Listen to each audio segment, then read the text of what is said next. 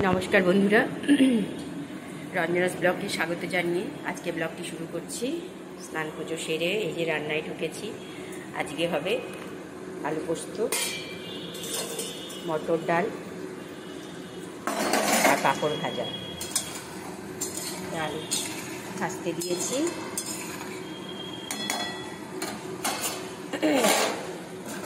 আর কিছুদিন থেকে তো আমি পাটাতেই বাটছি, ভালো লাগছে বেশ।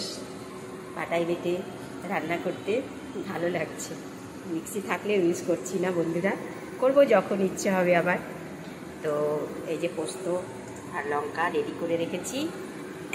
মটর ডাল হয়ে গেছে। এই যে আমার শান্তিপ্রিয়, আমি রান্না করি বলি না, আমি রান্না যখন করি ওরা বসে থাকে বাইরে, এখানে বসে আছে দুজনে। সব কিছুই দেখালাম আপনাদের। স্নান পুজো হয়ে গেছে। তো বন্ধুরা, ব্লগটি আমি এখান থেকেই শুরু করছি।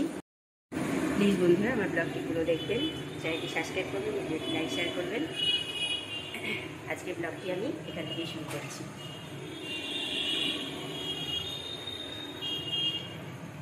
রান্না বসিয়ে দিয়েছি, বললাম তো আপনাদের।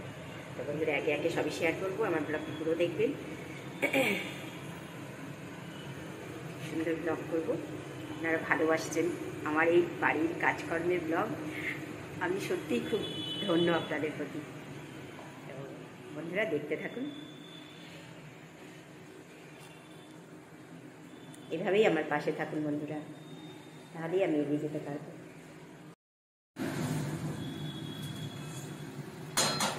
বন্ধুরা, আলু তো ভাজা হয়ে গেছে, আলু পোস্ত। আর পোস্তটা এমনি জল সমেত দিয়ে এরকম জল জল করে একটু পেটে নিয়েছি। এটা এখন দিয়ে দেবো, এই জলই দেবো, আর এক্সট্রা জল দেবো না।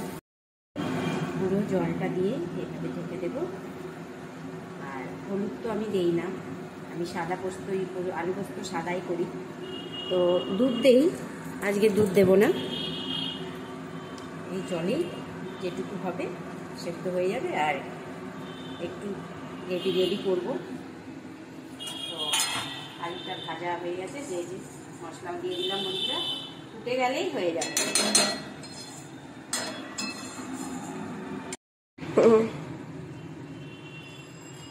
এই বন্ধুরা, পোস্ত আলু পোস্ত করার জন্য যে পোস্তটা ভেজে রেখেছিলাম সেটা একটু খাচ্ছি। পোস্ত আলু, সরি আলু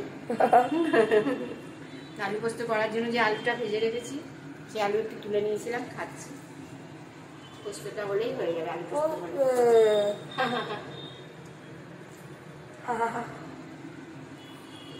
তুমি খাবে? একটা রাখবো তোমার জন্য, দুটো দুটো একটা। আলু পোস্তটা ভালো লাগে খেতে বন্ধুরা। আলু পোস্ত বলছি, সরি, আলু পোস্তর এই ভাজাটা ভালো লাগে খেতে, আমি ভাজাটা খাই।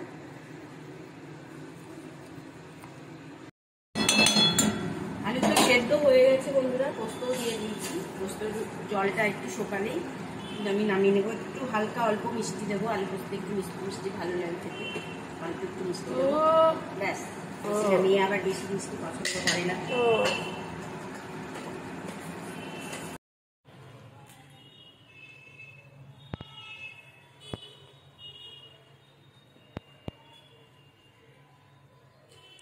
দুপুরে খাওয়া দাওয়া করে এত ঘুম পেয়েছিল, কাপড়গুলো যে গোছাবো তারও পাইনি।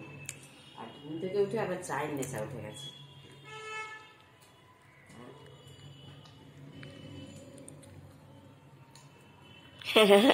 কি দেখছো তখন থেকে তুমি? সেটাই দেখছি, তোমাকে ভিডিও করছি। ভিডিও করছো? ভালো তো, করো। চাই, চা নিয়ে বসে আছে। তোমার গরম জলটাও দেখাও, তুমিও গরম জল নিয়ে বসে আছো।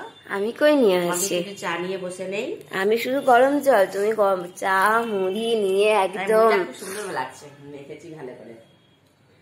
বাদাম দিয়েছি, চানাচুর দিয়েছি, সর্ষের তেল দিয়েছি, ভালো লাগছে খেতে। লাল চায়ের সাথে না ভালো লাগছে মুড়িটা খেতে।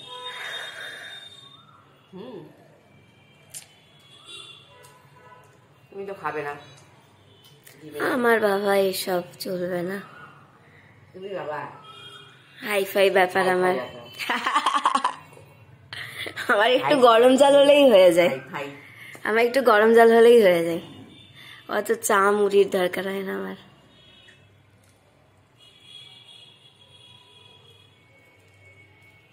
বেশি ইয়ে হয়নি এখনো। হ্যাঁ কি বেশি বেলা? হ্যাঁ যায়নি তো, 6টার আগে এখন সন্ধ্যা লাগে না। 5টা বাজছে না? 5টা 5। বন্ধুরা চা খাচ্ছি। এতক্ষণ পর বললে। এমনিতে কথা বলছি, বন্ধুরা দেখতেই পাচ্ছে। আজকে বিকেলে চা খেলাম, তখন বন্ধুদের সামনে এলাম, রান্না করার সময় এলাম, শুধু দুপুরে খাওয়ার সময় আসেনি না, খাওয়া দাওয়াটা শুধু দেখাতে পারিনি। যাবো জিমে যাবো একটু, তারপরে একটু বাইরে বেরোবো, টুকটাক এদিক ওদিক ঘুরবো। ঘুরবে। আজকে জিমে যাওয়ার সময় একটু ভিডিও করিস তো, বন্ধুদের দেখাবো। আরে তোদের জিমটা একদিন দেখাস। দেখাবো পরে, দেখাবো বলেছি। আর একটু বডি হয়ে যাক তারপরে দেখাবো। বডি তৈরি করছিস নাকি? তো এটাকেও বডি তৈরি করাই বলে। স্লিম হওয়াটাও বডি তৈরি। তো কেউ যায় ওজন কমাতে, কেউ যায় ওজন বাড়াতে। ওজন বাড়েও না জিমে? হ্যাঁ পারবে না বাবা 1 ঘন্টা ধরে রেখেছে। টাটা।